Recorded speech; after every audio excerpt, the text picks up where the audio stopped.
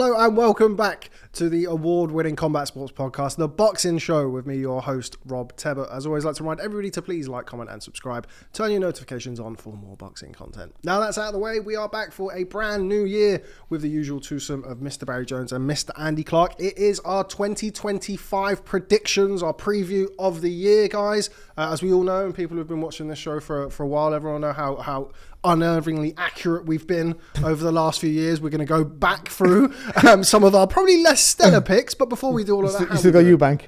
No, well, I mean, the good news this is is that, the year. listen, I was thinking yesterday when I got sent the list, I thought, how many of these can I legitimately give the answer Chris Eubank Jr. to? And actually, there's quite a few. A big fight's been announced for him today, so, you know, I can fill my boots. You can. So I've got to tell you, when Rob gave us a list, was it yesterday? Yesterday, yeah. Yesterday, and I was busy doing nothing, but I forgot because I'm punchy, I forgot all about it, so I had to do the list on the train. But it was quite easy. I mean, it was probably more, I could go down and all more nerdy names to pick, but I think it was quite easy, except you could pick one fighter for about 6 categories. Yeah, you could. Yeah. And I know you have some caveats for some of those. Yeah, so we have it, the usual way that we like to do it is there's no duplicates. So if it's like fighter to win a world title, you can't have the fighter to lose a world title or to lose that unbeaten records one normally. Yeah, lose a world title and lose an unbeaten record. But as always on the Boxing Show, we keep things nice and fluid, meaning that we don't prepare as much as we should do. So, you know, we're always going to be nice and fluid for everybody to start the year. But okay, we're going to get started because we've got quite a few categories. So coming up first for 2025 is the prospect to have a breakout year in 2025. And before we do that, we're going to review 2024's picks. So, Barry, do you remember who you said? No, I can't remember what I did yesterday. So, Barry chose Andy Cruz as the prospect to have a breakout year in 2024. Not quite. And Andy Clarke also picked Andy Cruz to have a breakout year in 2024. How do we feel about those picks 12 months down the line? Not bad, not sad. But no, he's had a solid year, hasn't he? Yeah, I would say I think that all the fights in Saudi got in the way a little bit. I think it just reduced some of the shows around the world everywhere else because these shows are so big, and I mean they've been a boost injection for the sport. But I mean because of that, I think some of the shows where he might have got developed a bit more, and maybe just taking a little bit of a.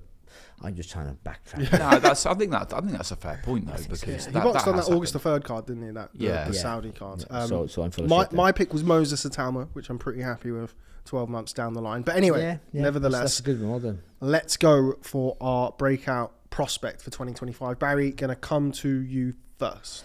I'm gonna pick a guy who's not far off a world title, I don't think, and it's Abdullah Mason. Okay. Yeah. I think, and especially because what's happening around his sort of stable.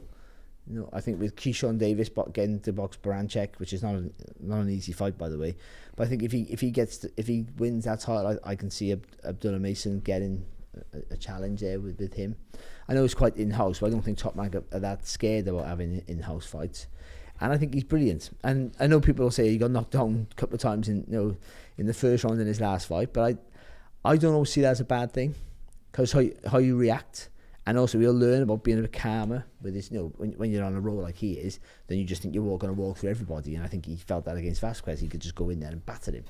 And you know, he did bang him. He was hurting him. But I mean, he got caught, you know, a couple of times coming forward. So I think that helps him. He showed some resolve to get up and not worry and shake it off and not let him panic him. And so I think he not only has a breakout year. I think he'll challenge and possibly win a world title. Interesting. He's one of the names that was pretty much bandied about between. He's a kid, isn't he? Yeah, very young, just 20 years of age. 16-0 with 14 knockouts. Abdullah Mason. Was kind of well represented across all of the Prospect of the Year awards last year. Andy, I'm going to go for someone I just saw last weekend. He's already a British and Commonwealth champion, but I'm going to go for Callum Simpson on a more kind of global level to have a breakout year. We still don't really know how good he is, which is the same when you're following anybody's journey, really. But he's definitely got something, and he's good to watch. And the appeal of him, the tickets he sells, is pretty impressive. So that kind of all-round package, I think he's someone who I think he'll fight twice more this year. He's yet to be picked up for a Saudi card.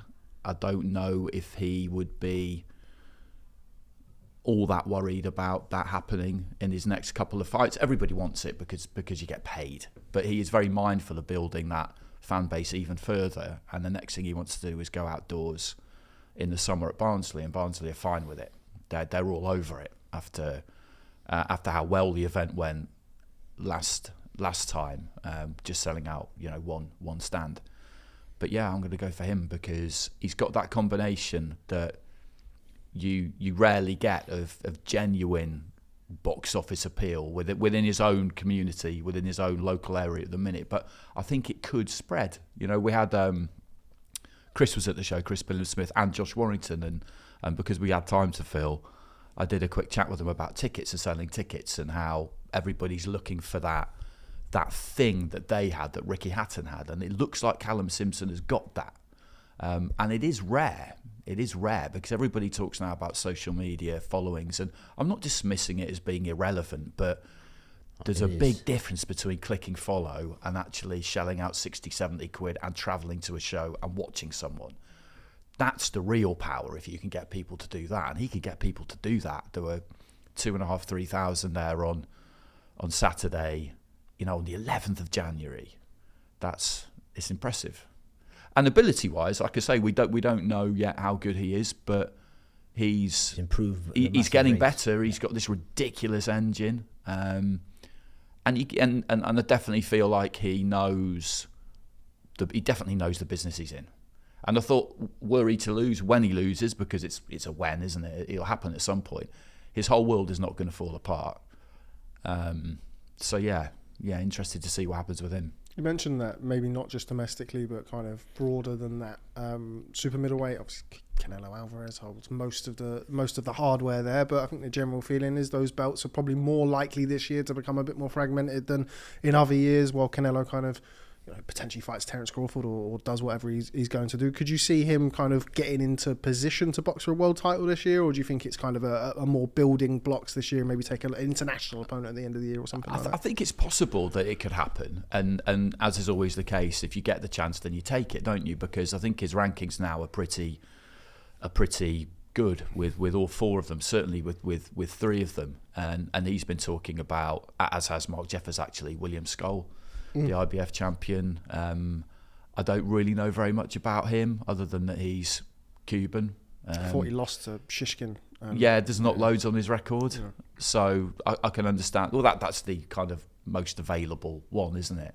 It's the only one that's not held by Canelo. Yeah, exactly. Exactly. So it could happen. I don't know what Skoll's circumstances are. I think they might be doing the rematch, Shishkin rematch. Right. So, I mean, yeah, it's possible.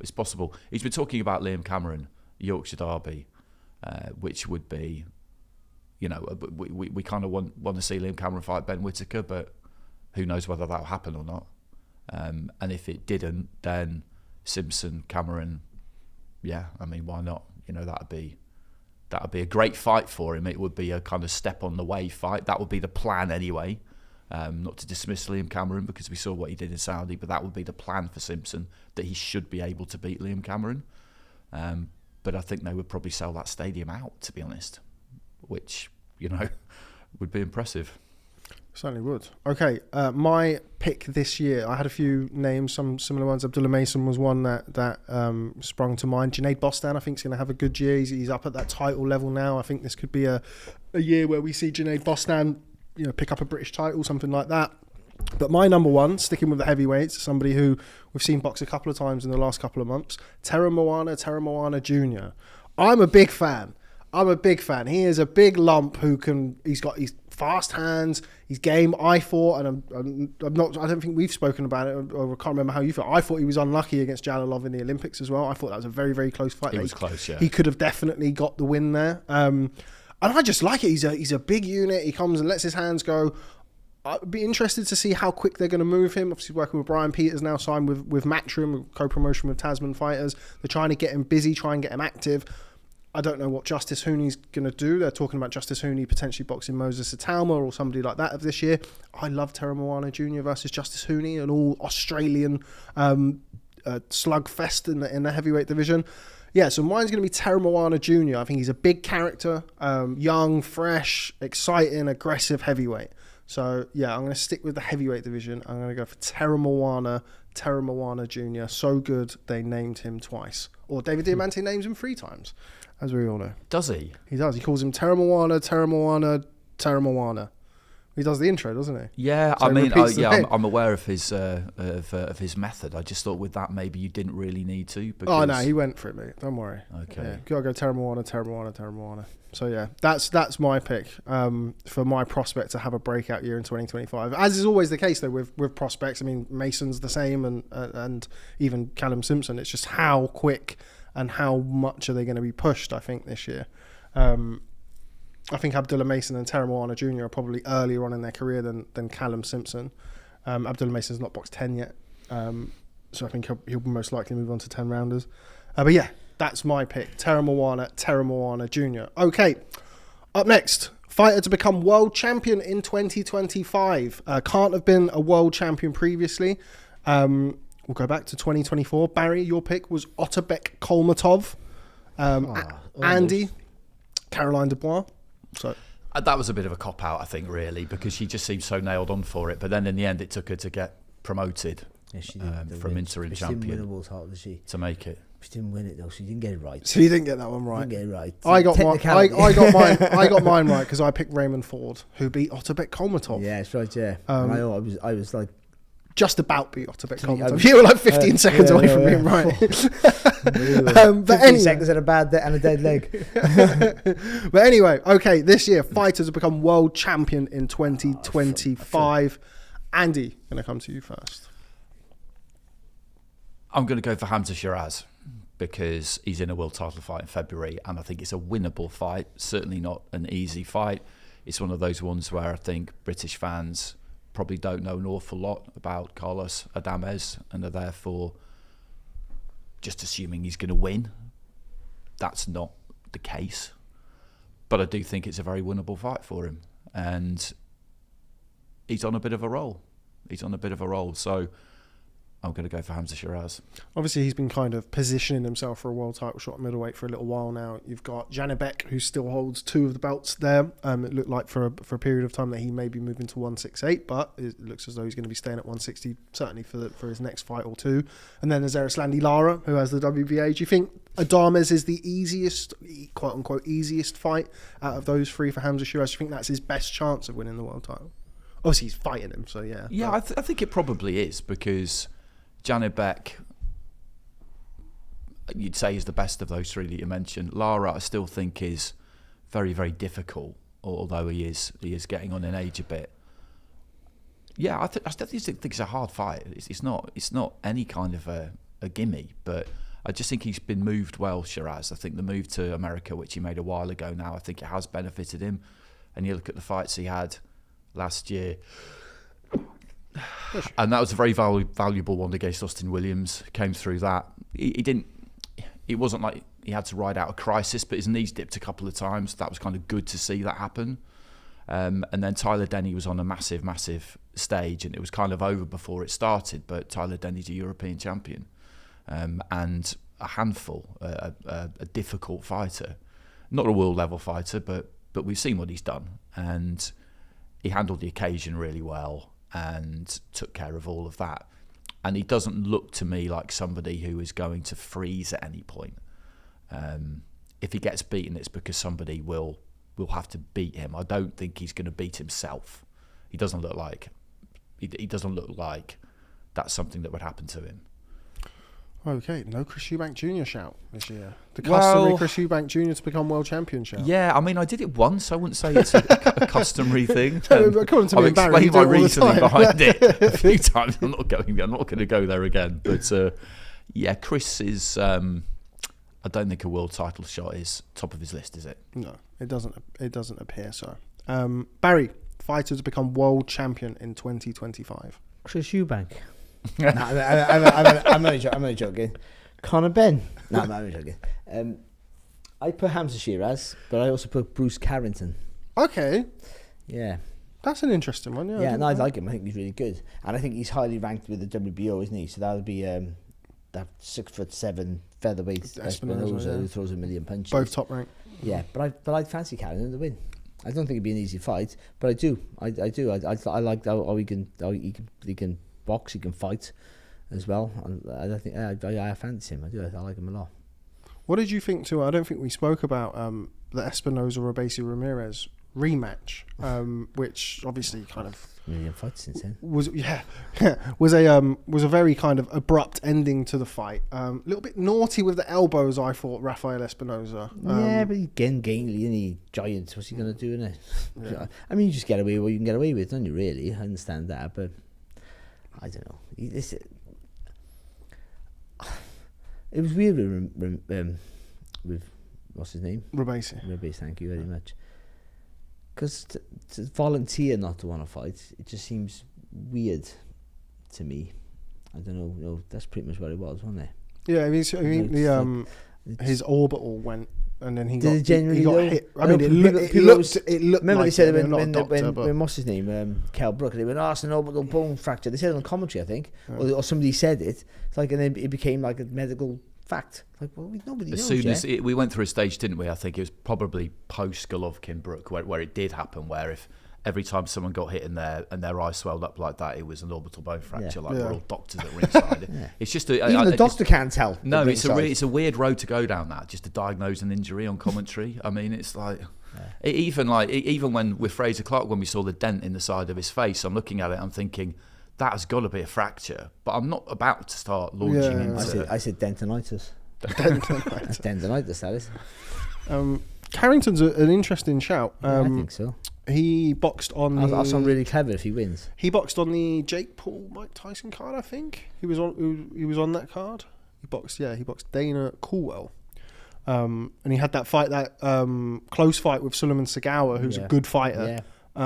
Really good fighter. I mean, I think I like him. I don't think he's good amateur. I think he's really good. So I think if he gets the opportunity against Espinosa, it's a hard fight for him because he's a giant, isn't he? And he's busy. But I fancy him to do the job. Yeah, and still with Espinosa, close and push it. I think he'll be able to push him back. I do. Obviously, you can see enough from just the sheer dimensions of him to know that he's going to be a handful. But you still don't really know how good he is. Yeah, like he's only boxed Robeisy. That's it, really. Yeah, and I think he's hittable. Yeah. So I mean, you're always when you're in a big frame like that, if someone could dip low and fire over the top, and Camden has a wide stance, and I think he can slide in the distance good.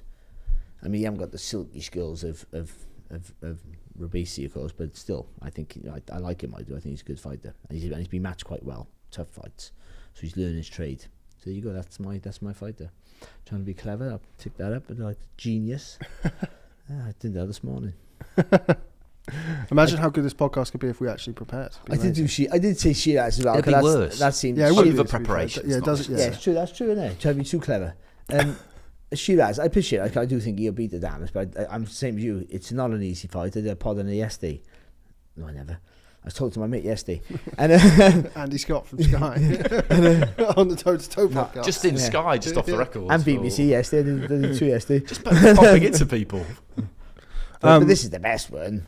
I had a few thoughts as well. I kind of didn't want to. I'm not saying Andy did. I didn't want to kind of pick somebody who's already scheduled for a world title. So I think Hamza Shiraz and Keyshawn Davis win their fights scheduled for world titles. Yeah. I do think Keyshawn Davis. I was really impressed with Keyshawn Davis and Gustavo Lemos, the way he dealt with him, and I do think he'll beat Berinchik. Who's a good fighter, but I just think Davis will win. That's on my next.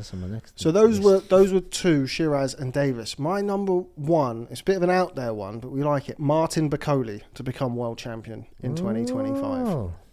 He's going to be the IBF mandatory. The IBF will put that mandatory in place. He will fight for a world title, I think, by the end of this year, and I think he will win. That's a good call because that will happen. They'll enforce it, won't they? And Usyk. It'll be really interesting to see what happens with Usyk, but he just wants the biggest fights there are, and Bakole probably isn't in that category. And the IBF's with Dubois and Parker now anyway. And also, I think sorry, carry on, please. No, I'd finished. It's a new year. I'm going to try and interrupt you less. Still interrupt you, but less. I think Usyk's going to wait until the end of the summer before he fights. I don't think we're going to see much of him. Yeah, I don't think we're going to see much of Usyk. I think I do think Daniel Dubois will beat Joseph Parker. And I think if Bacoli gets mandated to box Daniel Dubois, I think Bacoli will be in. Yeah, that's a good fight then. Really good fight. That's a really good fight. But I think Bacoli's ready to go. I think he's ready to go. I think he's a top 3 heavyweight in the world. I think my top 3 heavyweights, not that anyone asked, it was Alexander Usyk, obviously, Martin Bacoli, and Moses Atauma. They're my top 3 heavyweights in the world. Tyson Fury, of course, is retired. So. Of course, he's retired. What time did this go out? It's quite. I was going to say it's a good point. He might be unretired by then. It's funny, isn't it? How like no one's taking that seriously. Even Sky, when they reported on Sky Sports News, was like Tyson Fury says he's retiring. Yeah, not he's retired. To the point where when a fighter like that retires, it should really be the kind of signal for lots of glowing tributes, but there haven't really been any because nobody believes it. Yeah. Do you know, I was on Sky Sports News the yesterday. boy who cried wolf, isn't it? Because they couldn't find Andy Clarke, he was on the toilet. I said, first of all, before we say anything, if he is retired, like I have to say that, if he has retired genuinely, then what a ride it's been. It's been fun. I mean, all the good and the bad. There's been plenty of bad there, but it's not all been good and great. And that doesn't include just the outside of the ring. That includes the performance as well. Some of them have been awful throughout his career. If you look back, some of them have just been like, "Oh, come on, Tyson, you could do more than this." But then when he's been good, he's been brilliant and entertaining. Whether he's acting like a twat or he's doing great stuff and being inspirational to everyone who's with mental health issues and kids and all that stuff. He's been everything, hasn't he? I've never known such a complex person as him. Every day he wakes up and thinks like he's a different guy. That must be mad. Imagine him with him. How's he going to wake up today? Just don't know, do you? Like, it's just unbelievable. Yeah, I don't know whether or not we see him. I don't know. It's leverage. We all think it's leverage to get more money because to bring someone to fight Anthony Joshua is mega money. He's going to get paid mega money, but to get him to fight Joshua and negotiate money is one thing. To drag him out of retirement, people you tend to think they'll have to try and offer him more. There's something that Hearn said though. Afterwards, he said, His Excellency may just turn around and say, "Okay, no worries, mate. You're retired. Congratulations, great career." You're trying to get Froch versus Joe Calzaghe to fight. So Exactly. Fights we have to see in 2025. I was on the way to the press conference on Monday, and when I left the house, he hadn't retired. And by the time I got there, I looked at my phone and I thought, "Wow, that's interesting." But it feels like a long time ago, that Usyk Fury fight, but it's actually 3 weeks ago. It's mad, it's no time at all. And I just think he's probably since then been stewing over that. Not probably, definitely. Maybe he's watched it back a couple of times and he's got his family around him telling him, "Yeah, you did win that fight." And he's got more and more livid about it every day. To the point where he's thought, you know what? Yeah, I'm off. Do you think that's why that cryptic? Yeah, I think that's part part of it. Was that? Yeah, Usually promoters ripping you off. My initial reaction to that was that he got robbed in the second fight. Yeah. It didn't really occur to me that it could be referring to anything else because surely like negotiations in earnest for like haven't a summer really started. Fight. It's not. They? Yeah, exactly. It's hard. It's hard when you box better in the second fight and still don't win, which he did. He boxed better in the second fight, and I thought he lost wide than he did the first time. I mean, he did all he could do, I think. I mean, there's more you could do, but I think he boxed really well. He just wasn't. Anyway, yeah, we're going to move on. But yeah, a little segue into... Fight to retire in 2025. Yeah, fight to become world champion. I've gone for Martin Bacoli. Also, Galauya fight. Yeah, Galauya fight. Him and Ken Shiro is a great fight. If they can make that fight, it's a really good fight. 2 offensive little monsters. So that's a great fight. Yeah, there's a massive list you got to pick there, man. Yeah. There's lots. But yeah, trying a bit out there. Martin Bacoli, go on, Martin Bacoli. Shout out Billy Nelson. There we go. Fighter to lose their world title in 2025, and this can't be the opponent of the fighter who's to become a world champion. 2024, Andy and Barry both went for Artur Beterbiev. To lose his world title in 2024. He, of course, did not. Peer pressure. I went with Juan Francisco Estrada, who, of course, did. Fight to lose their world title in 2025. Barry, to you first. Well, I got 2 names. I got 3 names down. Cool. Espinosa, but I can't pick him because I picked Bruce Carrington. I put Brenchek. Yep. But I go for Jose Valenzuela. Yeah, that's a good one. Yeah, I think. Yeah. I don't know who he's fighting. He's good. I just don't think he's good enough to keep it. There's rumours that he's going to box Gary Antoine Russell on the Gervonta Davis. Okay, undercard, well, you got a good chance there then, but I don't think he wins it. But I just think someone will in that division, which is quite a talented division. Somebody for the end of the year gets, if he can retain it, gets an opportunity to fight him. I think they'll look at him as the weakest link, I think, and go for him. So yeah, he could fight it, but I don't think he's good enough to keep it. So yeah, I figured that out on the train over this morning. No, I do. I think sometimes you win a world title, great, brilliant, and if you can get a couple of defenses, that's amazing. But I just think if he fights twice this year, one of them will get. Yeah, one of them he gets beat. Do you give Barinchyk any chance against Keyshawn No, I Davis? do. Yeah, no, I do. I think Barinchy's good, and he keeps his shape. And he's and his feet are good. He doesn't look. You don't think people think you got to be dancing around the ring and being flashy to have good footwork. And I think we've learned that now with people like Beterbiev who've got great footwork, and Golovkin had great footwork, but he weren't dancers. There's different sort of thing, and he's not like that. But he is in and out with his feet. He does move quite well, so I think he got a chance. But Davis got to make a mistake for him, I think. So I fancy Davis quite big, but I think if he makes an error, makes a mistake, and Barinchyk can get his foot in the door, and then you start to unravel and make more mistakes, and Barinchyk will keep his shape, and the more mistakes you make, the better he'll be. We kind of spoke about it before with Barinchyk, where he's from that fabled Ukrainian amateur setup where he's boxed all of the top amateurs, and he's kind of like developed his own sort of anti-style for that, really, where you look at him, you don't necessarily think you're watching a world-class amateur or somebody who's a world-class amateur, but he makes a few mistakes. Yeah, and he knows how to box, which and all the flash and feints and all. I don't give a shit. I don't think he falls for that, but I do think Davis is a bit special. So, like, I think this is good. This is a good time for him to take the opportunity and pull the trigger. Andy, I've gone big. Okay, nice. I've gone big with this. I was thinking about this yesterday as I was pushing my daughter in a pram down to the Discovery Playground, which was how I spent my day yesterday, which was great actually. And Canelo. Okay. Nice. Okay. And who's going to do it? William Skull. Crawford's going to beat him. Okay. Nice. Good. That's my big shout for the year. That is it goes against my rules, and I may. Goes against my rules. Well, because what my take on that would always be, you can't step up that amount of weight against someone who's rock solid at that weight and win. History shows you that, and if that fight happens and it looks like it will, then I may watch it, hopefully be there, and walk away from it thinking, why did I convince myself that could happen? But I think it could happen. Yeah, I think it will happen. I think Crawford could beat him, which puts him in line for a category that we'll come to later on. But I thought I'd go big on this one. I was thinking about possibilities, and I just thought, Crawford is one of those people who he is special. He is special, and I think he can do it. I'm not saying he definitely will.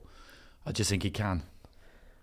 So I thought I'd go big. Start of the year. I thought I'd go big. I don't not like that. Do you know what I mean? I still fancy Canelo, but when was the last time Canelo stopped somebody? I can't think. He stopped Caleb Plant. Caleb Plant's of 2021. Do you know what I mean? Like, as strong as powerful as he is, I think he scored knockdowns in all of his fights since then. But it's so that power thing that we talk about. Maybe he's not as great as he once was because he's not as relentless as he once was because the pace has slowed down. So that gives Crawford an opportunity, and he is one of those fighters that just always finds a way, isn't he? Yeah, and he has the dog, as people describe it, doesn't he? I don't think there's any question about that. But he is moving up from welterweight. I mean, I know he boxed at junior lightweight, whatever. It's a big ask.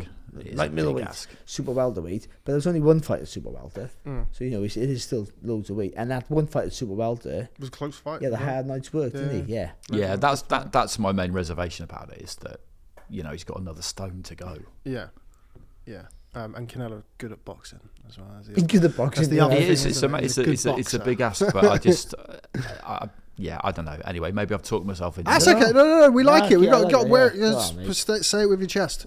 Okay, fighter to lose their world title this year for me. So I've gone for a few options as well. Fumalele Cafu, who won the WBO super flyweight title. I think Bam will get him. If Bam doesn't get him, I think Fernando Martinez will get him. Good fighter, don't get me wrong. He's certainly not one of the weaker world champions out there, but I think he's in a weight where, you know, as we've seen recently, those unifications are a little bit easier to make, and you know, I think that could potentially be his undoing. Imantas Stanionis, who's got the WBA at welterweight. I think he's unifying against Jaron Ennis. That's going to be announced fairly soon. I think. Yeah. Nice. And yeah, I think Ennis will win that fight. Great fight, but I think he'll win that fight. But my fighter to lose their world title in 2025 is somebody we've already discussed, William Skull. At 168 pounds, I think there's enough talent in and around that division where people are going to be looking for that and try and get that world title shot. Even like people like you've got like Osles Iglesias, Diego Pacheco, like the young, like Christian and Billy, like those types of guys around. And they're all going to chuck there. If they get number one in the IBF, they get a they're all looking at that as like, you know, if you pick up a world title against a William Skull, then you could box a Canelo or Crawford for the undisputed afterwards. So yeah, mine is William Skull. I think he was fortunate to win the world title, and it wouldn't surprise me if he loses it in a rematch with Shishkin, to be honest. Before we start talking about all those others. Okay. Fighter to lose their unbeaten record in 2025. Before we do that, in 2024, Barry, but this was bold. Jaron Ennis was Barry's pick for 2024. Yeah. Andy, correct, with Filip Hrgovic in 2024. I picked Jamal Charlo, who didn't even box last year. So, you know. You get a pass on that one. Yeah, that one's a push. But Barry, going to come to you first for your fighter to lose their unbeaten record. I thought Dennis was going to box Crawford. Yeah. That's the only reason why I picked him.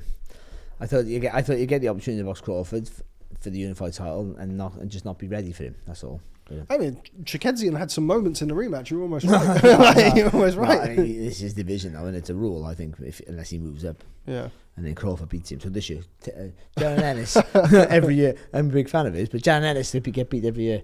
I got David Morrell. I know I picked the fight that's coming up in a minute, but yeah. I think that's a brilliant fight. It's a wicked fight. I've been looking to think how I can get out there. Remember I did it before and I tried to work for different people, but I'll give you some work if you want to come out. I'm there. Are you going? Are you? Fucking hell, I asked him for more money the other day. You can't afford to fucking pay anything. But yeah. I do still have to do my job, Barry. Like, you don't have to go. Oh, you don't go anywhere. I'm going. I was looking. Where is it? It's Vegas. It's a good card as well. Brandon Figueroa, Stephen Fulton too. Oh, that's a good fight. That yeah. I'm looking at a fight. Thinking if I go back through LA, I can get a bed on the way home. I was thinking I'm trying to find the cheapest way to get. And you get cheap flights as well, don't you? Not anymore. You should know my missus and I with the phone now, really. It was for the flights. For the flights and sex, we don't do any of them, no. But anyway, you picked David Morrell, so you are obviously picking... Sex on the flight used to be. Obviously picking David Benavidez to beat David I think Morrell, so, yeah. I mean, it's not a given. It's a really good fight. But, yeah, I just think he overwhelms you, Benavidez. Yeah. So I think I pick him to win. A bit lazy, that was, I know, because it's like the G in a couple of weeks, but... Yeah, I get that first one in the bank nice and early. Yeah, or start off on a shit run and continue. Yeah, either way, yeah. But I mean, I think Benavidez will get to win. So I think Morrell loses his record. Yeah. Okay. Sorry for not picking some prospect. That's all right. Andy.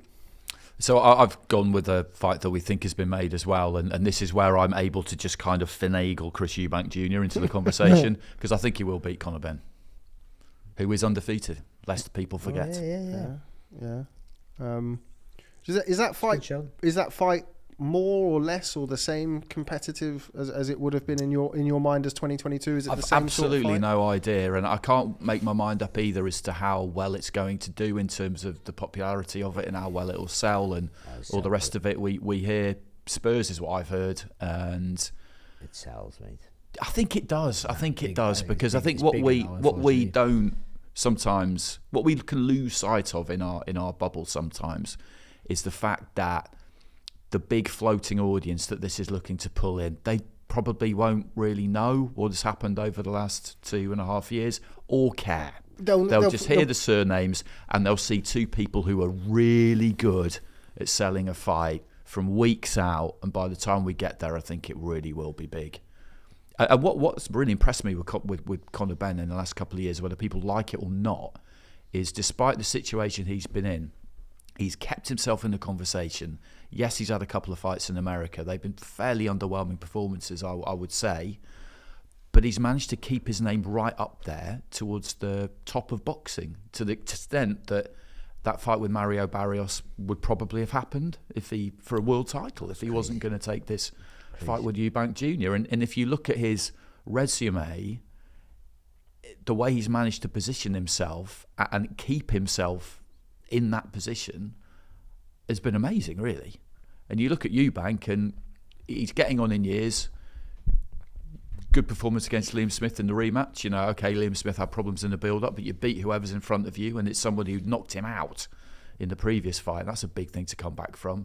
And then I didn't think he looked great in Saudi, but he got the job done. And got a few rounds in as well. Yeah, and he got a few rounds in. And I know that making middleweight isn't the easiest thing in the world for him, and he's talking about rehydration clauses and all the rest of it. But the simple fact is that he's been up at that weight forever, and Conor Benn hasn't. So I'm now employing my logic to make this pick when I completely ignored it for Crawford Canelo, as is my right. That's fine. Okay, my fighter to lose that unbeaten record in 2025 had a few little potentials. Devin Haney, I think one of them. Obviously, kind of lost it last year and then got it back after the Ryan Garcia fight. I think if they make the Ryan Garcia rematch, which looks as though they may well do, I just don't know. I think maybe style-wise, that's not the best fight for Haney, and that was a hard night in April of last year. And I kind of feel sorry for Devin Haney because of it. Everything that happened with the weight, and then everything after the fight, obviously with the VADA tests for Ryan Garcia, you can't, as kind of the big thing that everyone's talking about, you can't undo the shots he took that night. And they both know, don't they? Yeah. When that happened, you're overcautious because you know how hard he can hit, and you know, listen, and I just feel like with over the last maybe year or so, and it really is unfortunate. I do feel for him. I feel like a little bit of the gleam has gone off from Haney, and I don't think he's really in that power position that he was. And I think that subsequently may lead him to a fight, even if it's not against Ryan Garcia, against somebody who might beat him. I've never really been that sold by him. I think we've all spoken about this in the past, and like what kind of got me on board was a fight that I thought he lost to Vasily Lomachenko. I was like, yeah, it was great, well done. I thought you lost, but yeah, you're good. So he's one option. Ajit Kabayel was the other one. I think he's a really good fighter. I think he probably will beat Zhang, but it's probably the one after that. But he could lose to Zhang as well. So those were two. But my fighter to lose that unbeaten record in 2025 is Terence Crawford. It's too much. It's too much. The guy was a lightweight. Oh, yeah. It's too much. He's too much. Yeah. The weight is too much. I think Madrimov, I thought he beat Madrimov. I thought it was a very close fight, and I thought it was really impressive. In a way, like he destroyed Errol Spence, and the scale and the size of the fight was so massive, and to perform that well on that night. But I think beating Madrimov in your first fight, 154 pounds, is maybe just as impressive in the sense of the scale of the Spence fight, but it was still a massive win. I just think Canelo's 168 pounds. He may not have like the pace in his work or the ability to go through the gears and get the stoppage of a few years ago, but he's still a solid puncher. And I just feel like it may at times look a little bit like the Jamel Charlo fight. I do expect Crawford to be more aggressive and try and win the fight rather than, he's definitely going to try and win the fight. Rather than not get knocked out. I don't expect him to go. There's no way he's doing that. But I do think in the same way that the way that he performed against Madrimov, where he was looking to draw the lead and counter, and it was a lot more safe than the Crawford that we've seen at 147 pounds. I just don't know how he wins enough rounds against Canelo at 168 pounds. I just think the size and the natural heavy-handedness of Canelo at that weight now is too much. I don't think Canelo has seen. I think Canelo's been boxing with an air of arrogance because he just knows since he's been a super middleweight, I just got to walk you down and just take my time. You'll break at some point. And you're going to break. You're bigger guys, but you're not as fast and too clever. And it's sort of like, it didn't work against Bivol. And then I think that was a stretch too far. He's still been that way, but I think against Crawford, like I got a guy who's fast and tricky, and I'm going to have to really, really be a little bit more agile and mobile and try and be as busy as I was against Golovkin. We see that if we see the Canelo from Golovkin, I don't know if we'll see that Canelo again. We see him, then it's an awful night for Crawford. Oh no, agreed. I just don't think that Canelo exists anymore. No, I don't. And I think that in the Munguia and Berlanga fights, I felt like Canelo was sort of going through the motions a little bit. I don't feel like he felt like they were really a threat. I think he probably looks at Crawford. Obviously, everybody understands how good of a fighter Crawford is. I think it would be more the fear of losing to a much naturally smaller guy. If he's going to jump up 2-3 weight classes to beat you, I think that will dial Canelo. No, I agree. I think this will put the fear in him, definitely. I don't think he'll be complacent by any stretch, but as you get older, and I know he's not old, but he's had a lot of fights. Yeah. And in terms of when he turned pro, and that's how you measure it, he is quite old in those terms. He's not quite old. He's old if you look at it within those parameters. If you don't use your higher gear for a stretch, you can lose it. And it doesn't matter how focused you are and how sharp you are and how kind of I'm not taking him lightly and all the rest of it. It might just not be there anymore. And it needs not to be there if Crawford's going to win. Because if he's a bit pedestrian, Canelo, yes, he punches hard, of course he does. But if he's a bit pedestrian and he can't really click into that higher gear, then I think Crawford can beat him. But if he's still got that high gear, then I don't think he can. And we'll find out relatively quickly. You're right. We haven't seen it for a while. We haven't, but I'm not acceleration of the pace in his work. But I don't know. I don't think we really saw that against. That's why I mentioned the Jamal Charlo fight, where he kind of won the fight really very, very easily by virtue of being I'm not saying he's, but this is my point. Is that I'm not saying that he's needed it, looked for it, and it hasn't been there, and we've seen that. He hasn't needed it, so he hasn't looked for it. Can he do it? And the next time he looks for it, he might find that it isn't there anymore, because that is what happens when fighters get older. It'll be a very interesting fight to see, purely from the actually seeing them in the ring together. I don't think it's a fight that really anybody could have thought about for like 12, 18 months ago. It's just you just wouldn't have. People moaned about him boxing William Skull. Well, that's a more feasible fight, because this is a champion the same weight. Like, even though he's nowhere near his level, but I mean, literally, he's the same weight and he's won a title, and you've got Crawford like really 3 weights below. Like it's just ludicrous, isn't it? But yeah, I just feel like the weight is just too much. Weight classes for a reason. I'm going to be the painfully. No. That's normally me, isn't it? I'll take that mantle for this one. We're all going only. That's the truth of it. Absolutely. If we can. Absolutely. We did have one in Vegas. That one in Vegas. Anyway, okay. Fighter that we need to see something from in 2025. Before we do that, 2024. Andy, your pick was Tyson Fury. Barry, your pick was Jared Anderson. And my pick was Ryan Garcia. All 3 of which had their own sort of years where we saw something from some of them, or all of them. There's some interesting stuff there, isn't there? Between those 3, a lot you're happened. Not wrong, are you? We need to see. You're not saying like we will see something from him. Just we need to see more from Jared Anderson. We didn't see it. Well, so yeah, in a way, but you did see something from him. You got to see what sort of level he was at compared to some of the more established competition in the division. But yes, okay, we will now. I can't remember who did we go to first last time. I don't know. I'll go first. Okay, Barry will go first. Who do we need to see something from in 2025? Jaron Ennis. I think he's got the title now. You've had the defense. He boxed that same guy twice now. But I think now it's the clicking the gear time to show that with all this talk about him being a superstar and taking over the division, and on the heels of Crawford. I mean, winning a title is one thing, but for someone like of his potential, it's going above that next level now and just dominating. I think this year he has to just either clean up that division or move up where the bigger fights are, where the Ortiz Juniors are and Crawford. After he beats Canelo and comes back down or loses, whatever. But I think he needs to do one of those things, but search for the big fights. Not that I thought if he could pick up another title, which maybe he does with Stanley and us. If he picks up another title, he doesn't need to be undisputed at welterweight. I don't think, because I don't think that there's really sexy enough names there for him. Maybe, but. So if he can pick up 2 titles, he can. We can all acknowledge he's the best in that division then, without any real argument, and then he can go up to. I want to say light middle, super welter. Then you go to super welter. You can say light middle, and then push, and then you got to go chasing them, haven't you? Threatening them and be a nuisance for those bigger names who are looking for bigger fights. If he got 2 belts and moves up and takes the focus of somebody who has an influence, then he gets Crawford.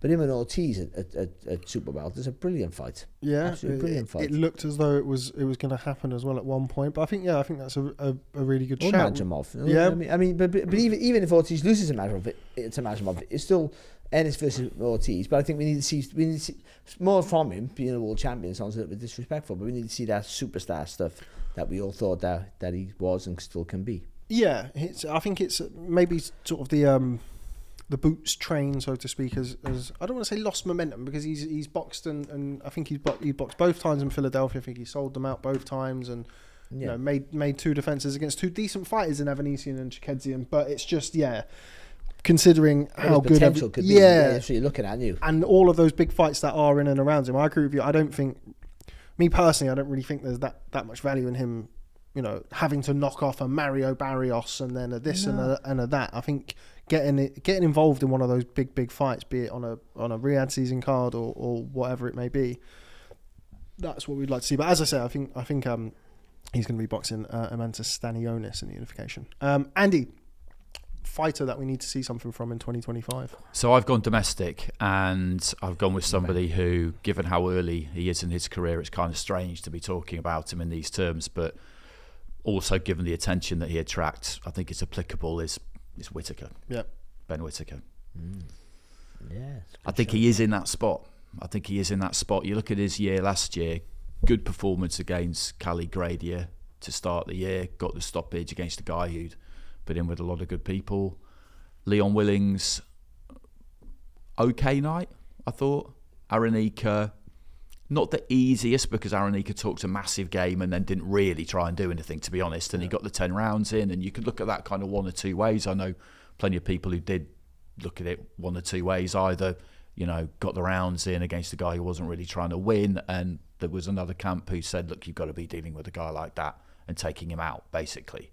And then against Cameron, which I thought was a really good fight for him to end the year, well, we know what happened, and couldn't really have gone any worse. No, it couldn't really have gone any worse, and he's gone kind of dark since then. He hasn't really been active on socials, anything like that. I saw him in Dubai in December at an IBA event, and he was doing interviews. He was talking about it, saying that it was the fight that he wants. There are complications with it. It would appear. I think he really does need to take that rematch. I absolutely believe that he does want to take that rematch. They've just got to get it over the line, and he got it completely wrong, I think, in October in terms of the way he went about it.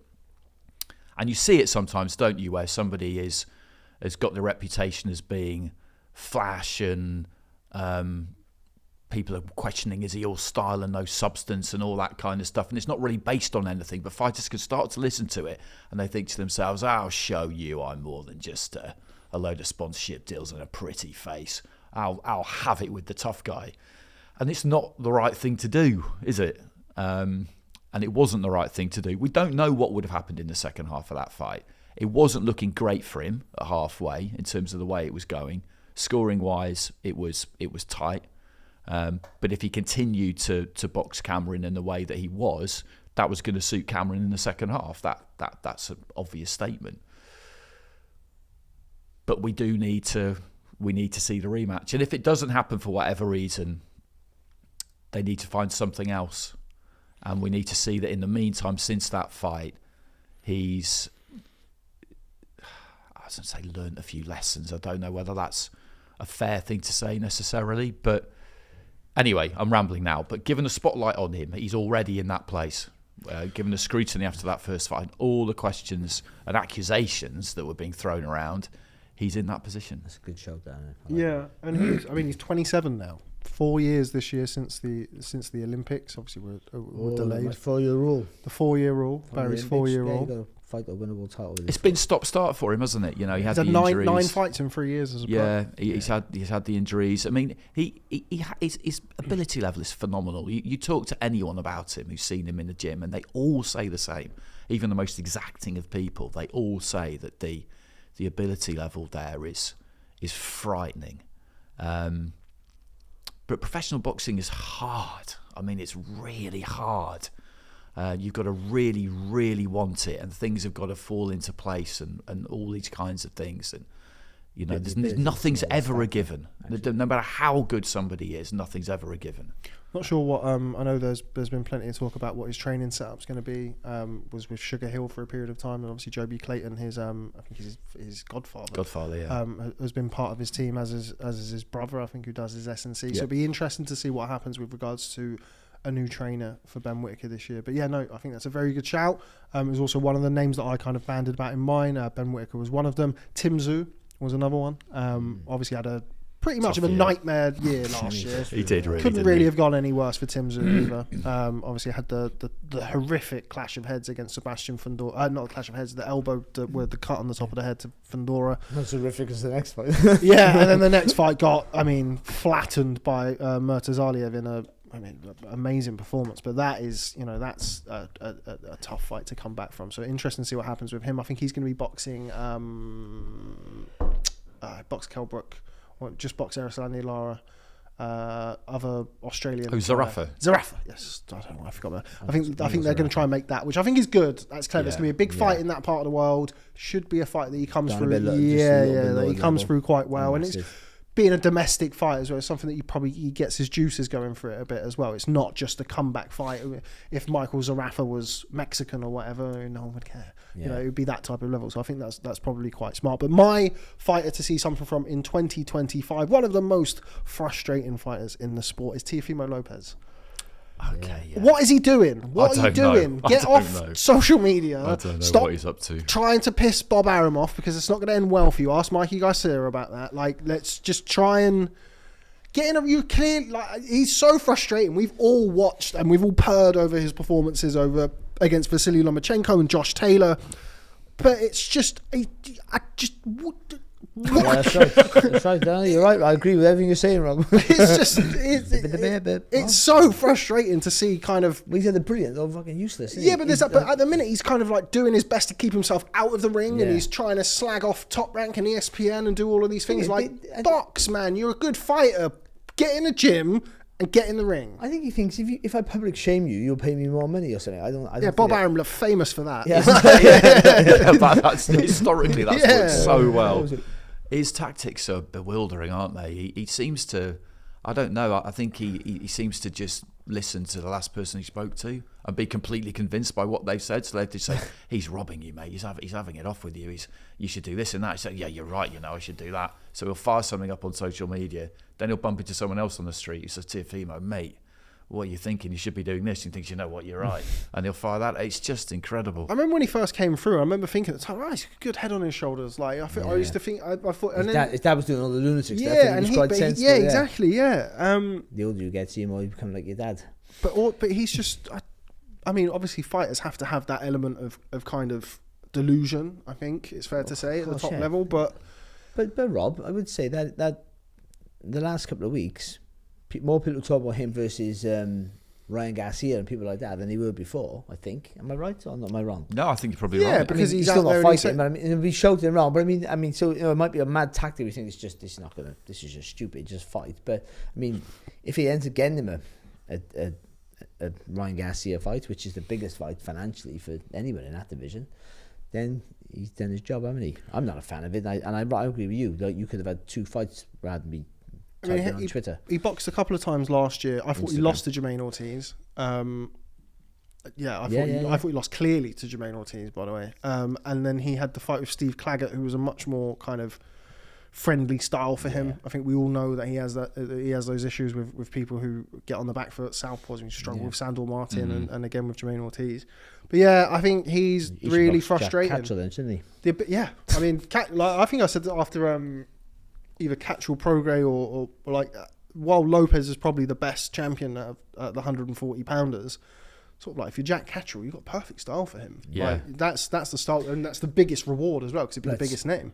If you get him on form, you're in trouble. He's the worst one that we come up against, isn't he?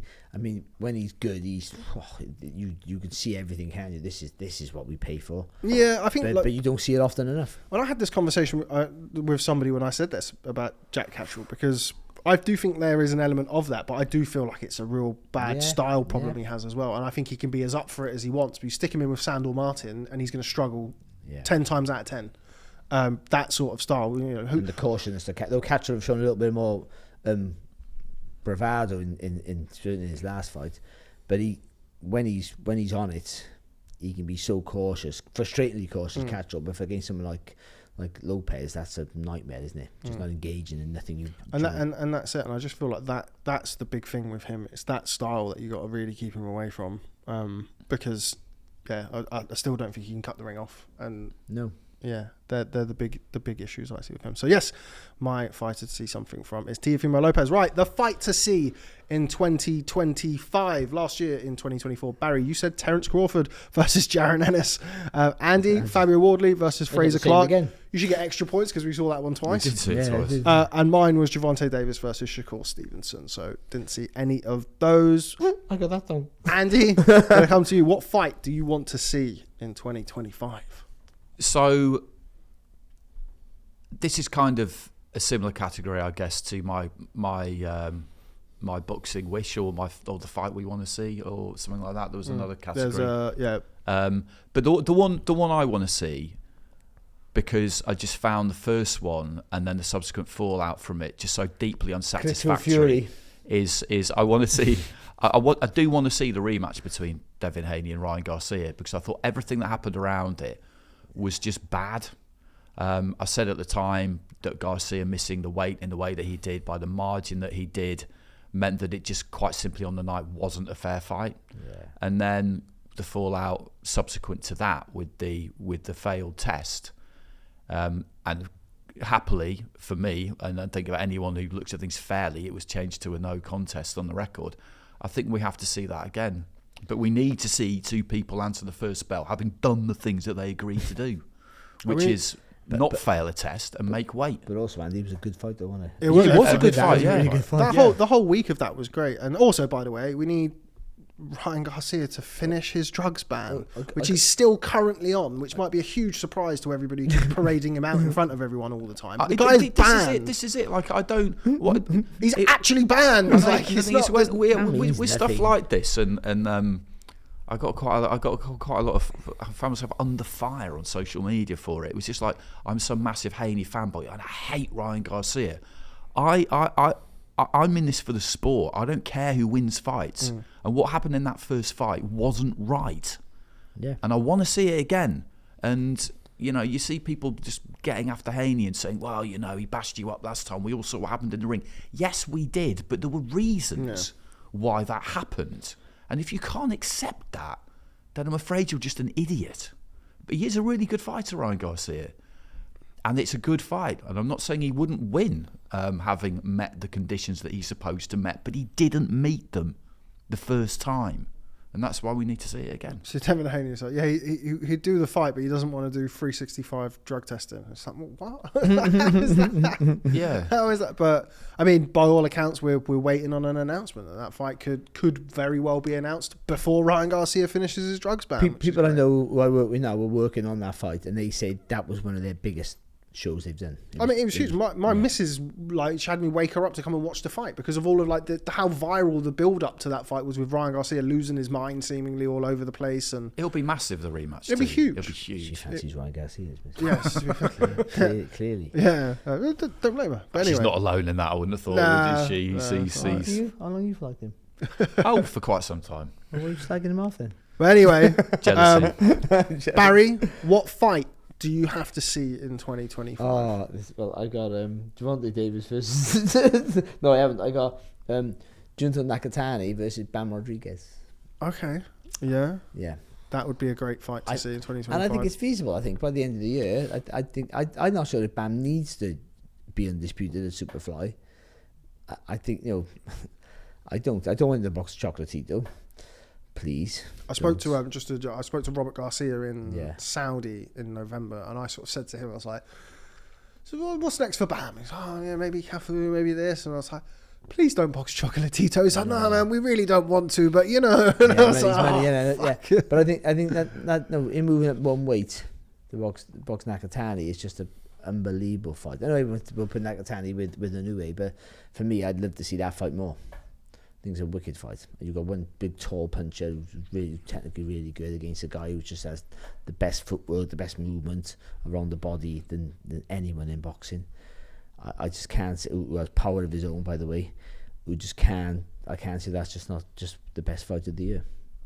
It would be a great fight. I've struggled to see that one happening this year purely because I think they're going to try and clear out their respective weight class. And I think they'll try and do Nakatani Inoue next. I think they were talking about trying to do that next year. Got all of those like Japanese bantamweight champions. It'd be great if they all tried to box each other or do some sort of tournament. But by next year though, like he'll go up. He'll be in super bantamweight then, won't he, Nakatani? Yeah. By the end, so I mean, it won't happen if it don't happen this year. That's for me. I think Obama move up. I think most definitely, but then I think he will. I think he should. And unless there's no one up in that weight, but then he goes up to super bantam, and then he's calling out Inoue, who might still be there, or might try chances are a feather. But you think Inoue and Nakatani is a super fight in Japan, isn't it? Yeah, Inoue said that he wants to wait at super bantamweight for Nakatani. He didn't name him, but he said there's a young man who wants to become pound for pound number one, so I'm going to wait here for him. Well, there you go. That's definitely, if he's waiting there, he's moving up by the end of the year. So I mean, if Ban don't get him now, he's not going to. It would be an amazing fight though. Yeah. If they fought this year, who would you pick? I'd never go against Ban, would I? But he has to get off the floor to win, though. Yeah, he's got a couple of times. Big lump Nakatani. Yeah, he's brilliant, though. Okay, right. My fight to see in 2025. Threw a few names around. Fury Joshua. Still like to see it. Yeah. Anyone surely should still want to see it. I wrote NSLT, so I forgot about that one. Yeah, good fight. Yeah. They've been talking about that. They've been talking about that since they both came out of the amateurs, since they both started turning pro. But anyway, my other fight that I like is Bam Rodriguez against Fernando Martinez. Yeah. Really like that fight. Fernando Martinez is a handful. Yeah. That'd be a great fight. I think Bam would win that fight, but that'd be a brilliant fight. You know, the same way, I think Bam's just too big for everyone as well. Yeah. Yeah, Martinez, I think they're going to still try and get the Ioka rematch booked in soon. But then after that, I think Bam will box either Cafu or Martinez or Ioka if Ioka beats Martinez, which I don't think he will. Yeah. But the fight that I would like to see in 2025 is Gervonta Davis versus Vasily Lomachenko. I think over the years, the warring fan bases, the kind of very different personas and personalities. When there was talk last year that could happen October, November time, it gave me that special feeling. So I was very much looking forward to that. And then obviously Lomachenko decided to sit the rest of the year out. By all accounts, he's going to be coming back this year, which is great news. Yeah, I hope so. I think the IBF gave him a medical exemption or something to sit out, which is why they're doing the IBF interim lightweight title bout. But yeah, Gervonta Davis versus Vasily Lomachenko. That would be the fight for me. I think Davis kind of needs that big name on his ledger as well. And then Lomachenko, as we know over the years, will kind of fight anybody. And I think that would be the one, I think, at 135 pounds for the kind of the glitz and glamour. I still would love to see Davis versus Stevenson, but I got Davis Teofimo Lopez. Just don't think the weights will align. No. Like Davis was 139 the other day on his scales, and he's boxing 7 weeks away, so he's like £4 over the limit. They've been saying for a while that he could still do 130, Davis, which is, I mean, some fighters are like that. Not everybody's going to do 4, 5, 6 weights, and he boxed Mario Barros at 140, but I don't think Barros is really the strongest opponent. But yeah, Davis, because you don't ever see him anywhere.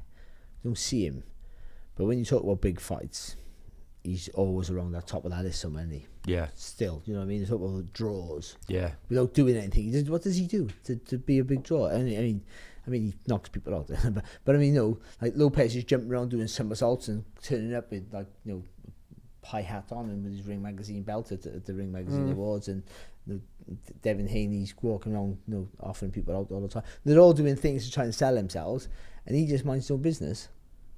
Yeah, that's a good point. Actually, he doesn't do any of that, does he? No, not really. But he's the first, one of the first things on the list when you talk about big fights you want to see. And that's what the I guess the Davis side of, or the sort of Team Davis, PBC, Mayweather Promotions, and whoever else will sort of look at the way that they've built him over years and years and years in America. He's a bona fide superstar in the States. He's a genuine star in America. And there is that interesting kind of battle going on at the minute as well, isn't there? Because that the USA still regards itself as really being the epicenter of the sport, but obviously the epicenter now is in Saudi Arabia, and fighters are going over there to fight. And I don't think the American market has maybe been deliberately kind of cool on what's happened, because there haven't been that many American fighters involved in it, and I don't think they've really been that interested in it in terms of pay-per-view and the platforms it's been on and stuff like that. ESPN, I guess, are the kind of marker, aren't they, as to whether they want something or whether they don't. I think they took Better Bivol, didn't they? Because only the main event, though, yeah. Only the main event, because Better Bivol's a top-ranked fighter, and there was the card in LA. But you can see why, for the good of the American market, someone like Dave is sort of holding out if that's what he's doing, or just thinking to himself, no, I don't need that. That's good for them, isn't it? There's a power play going on there, isn't there? Yeah, definitely. Really? And you feel you'd have to think, like, if they did Canelo Crawford and that was a Riyadh season event. I mean, it's hard to imagine that fight happening outside of America, isn't it? Imagine Riyadh week in Vegas. Yeah, Las Vegas is what people are saying with that, isn't it? Yeah, but I don't know, because I know. But then I know we've all heard the same thing, which was that after LA and then London, which happened, within like 5 or 6 weeks of each other, that maybe the noises that were emanating from Riyadh season, from the very highest powers that be, were that Riyadh season needs to be in Riyadh, which is completely understandable. Yeah. But because I had this conversation with somebody yesterday, and we'd said about in the past where Turkey's spoke about not really liking casinos and alcohol and whatever, and going to Vegas. But he did the Riyadh season sponsored the UFC Noche card at the Sphere, didn't they? Which was, if you remember, on the same week or the week after Canelo. Yeah. I think it was on the same week as Canelo. Yeah, it was the same night. And Turkey said, we will eat him, we will eat Canelo, or whatever it was. So you never know. Maybe he can go back over to and do Canelo Crawford in Vegas. I mean, obviously the fight can go anywhere, but it's hard to imagine that fight happening. But I don't know if it's Riyadh season or sponsored by Riyadh season. I don't know if that's means a different thing. Because I imagine this Ben Eubank thing is going to be sponsored by Riyadh season and be in London all week. So I don't know whether I don't know what I'm talking about here, but I wonder whether they're just saying it's sponsored by Riyadh season, not being Riyadh season itself. I don't know if that makes sense. Yeah, no, it could be that. Yeah, it might be their these are kind of separate out. events, maybe. Then. And it's sort of the way that he looked at all the way that Joshua Dubois was built. It was a Riyadh season commercial, is what was said about it beforehand. You just think, that's a mad thing to put it in. The promo for Crawford and Canelo. Interesting to see what they do with that. They do mad stuff. That would be wicked. Okay, right, moving on to Fighter of the Year in 2025. Now let's go back and have a look at 2024. Barry, you picked Naoya Inoue for your Fighter of the Year for last year. Andy picked Tyson Fury. Less said about that one, the better, Andy. Yeah. And I picked Jesse Bam Rodriguez. Wasn't the Fighter of the Year, obviously, but well, that's interesting, isn't it? That would suggest that none of us thought Usyk was going to beat Fury. Yeah. I wasn't sure that 2 fights would happen or anyone would 2-0 each other. Which is, I had to go and watch all of this stuff, but not all of it. I went and watched some of it back yesterday and found out. But boring. Yeah, I know. Dedication to the show. Yeah, please subscribe. But yeah, no, evidently not, because nobody picked Alexander Usyk, who I think is everybody's consensus Fighter of the Year. Barry, going to come to you first. Who is your Fighter of the Year? Who's going to be Fighter of the Year come the end of 2025? Well, I wrote the list on the train. I picked Jai Up, and I did mention Jai Up. I thought I think he might unify the division, which goes a long way. But then you got to go. Maybe you got to pick the winner of Better BF and Bivol then, because one of those is going to unify it. But I'm going to go for my boy Bam, because on the basis that he moves out the bantamweight and gets the Nakatani fight. So I think if he can get another belt at Superfly, and then move up and get the Nakatani fight and beat him, come on, mate. Then for me that makes him Fighter of the Year. And also because the way he'll win fights is they'll be really exciting. You just see everything that you want to see in a fighter. I love him, don't I? But I mean, it'll be just brilliant to watch, because he is brilliant to watch, and that's what you want from a fighter. Not just to win things, to beat people, to move up and dare to be great, but to do it with value, entertainment, And I think he gives us all that. I think I still go back. In the Ring, we did a show in the Ring Awards, around the Ring Awards, last week, and everyone's talking about your moments of the year. And I said, oh God, the week in London was brilliant. One day with Josh and Dubois, it was an amazing week, and Fury the Music was just historically fantastic. But my favourite moment was watching Bam fight Estrada. Yeah, because it was just a beautiful fight to watch. Everything you want in a fight, wasn't it? Knockdown, loads of skill. both knocked down. Yeah, loads of skill as well. It was just brilliant, and loads of respect as well. But let's not forget about that in the sport, which is tough sports, important. And yeah, it was just brilliant. It was really super exciting. I just couldn't see why you want more you'd won in a fight than that. So for that was my moment of the year for me. It was just brilliant, and obviously because I'm stalking my fancy, don't I? But yeah, so I'm gonna say Bam. Your pick last year is my pick this year. There we go. Andy, your fighter of the year for 2025. Well, given that I've picked Canelo, to lose his world titles to Crawford, it would be a bit of a stretch were I not to pick Crawford as my fighter of the year. So the two things for me are related. So I've gone all in on that one, but I have to, don't I? If I'm going to make that one pick, then I can't not pick Crawford to be fighter of the year. It's hard to think of how somebody could top that. How could someone top that? It'd be impossible. I mean, where does a win over Canelo put Crawford in kind of, I guess, fighters of this generation, fighters in, I want to go back and kind of look at all sort of fighters of yesteryear, but he's an all-time great, isn't he, if he does that? Yeah. Because basically, I know that he wouldn't become undisputed at super middleweight, but to all intents and purposes, he would, because everybody knows that Canelo is, and has been for a long time, by a distance, the dominant force in that division. So he would have completely dominated three different weight divisions, basically, and missed one out. And be a 5-weight world champion. Yeah. And beat the superstar of world boxing. That's it, yeah. It's not just moving up in weight to fight. It's not. It's completely different scenarios, but it's not like Roy Jones boxing John Ruiz. It's moving up. It's like Roy Jones boxing Lennox. No, I mean to give a Canelo example, it's not Canelo beating Kovalev.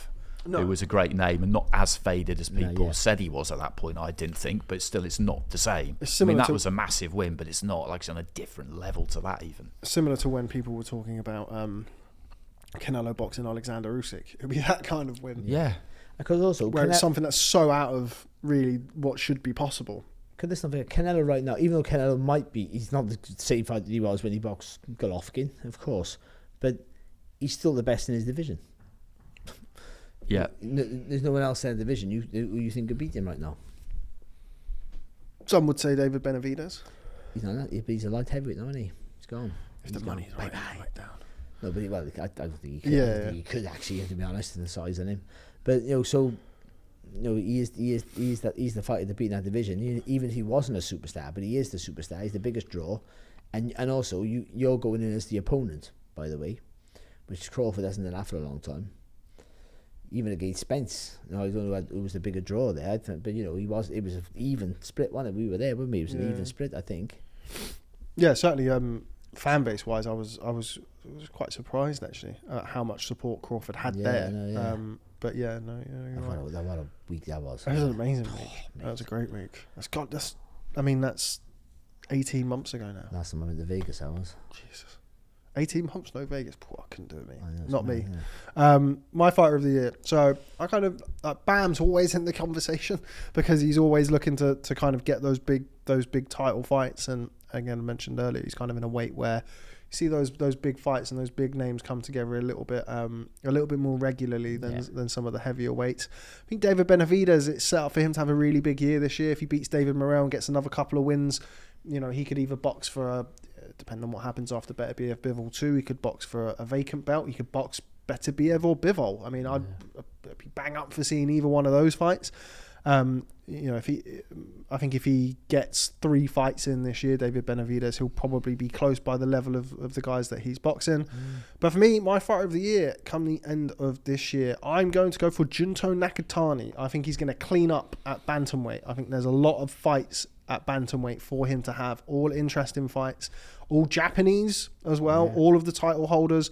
at bantamweight, all Japanese fighters, and I think it's set up for him to really make that Inoue fight enormous when it does happen, which, I mean, is looking at potentially some point next year. But I mean, if you look at some of the title holders, Yoshiki Takai, who I think is there to be beaten, with respect to him. Ryosuke Nishida, who's a good fighter, but again, you know, I think Nakatani's a favourite in that fight. Saya Satsumi is a really good fighter, who beat Inoue's brother Takuma to win the world title. I think that's a fight that I'd really like to see this year. I hope that we see Nakatani nice and busy this year. Maybe he doesn't fight all of them, but maybe he fights a couple of them and becomes undisputed by the end of the year. So a little bit of a out there pick, I think. But Junto Nakatani, for me, to be my fighter of the year in 2025. I can't see, but if Bam beats him, what can that happen? Yeah, it's a good point. We go toe to toe again. Okay, right. Okay, almost there now. Last couple of categories. Andy, going to come to you first for your one thing that boxing needs to change in 2025. Now, in 2024, Barry, you said universal drug testing. Andy, you said no rematch clauses, which, after watching it back, prompted Barry to go on a 10-minute rant about rematches. That would have been my pick, probably. That's that was one thing that last year you guys had like identical answers for like half of the categories. Yeah. And mine was to do away with 36-hour rehydration window. So three really quite nerdy picks. But this year, Andy, what is one thing that boxing needs to change in 2025?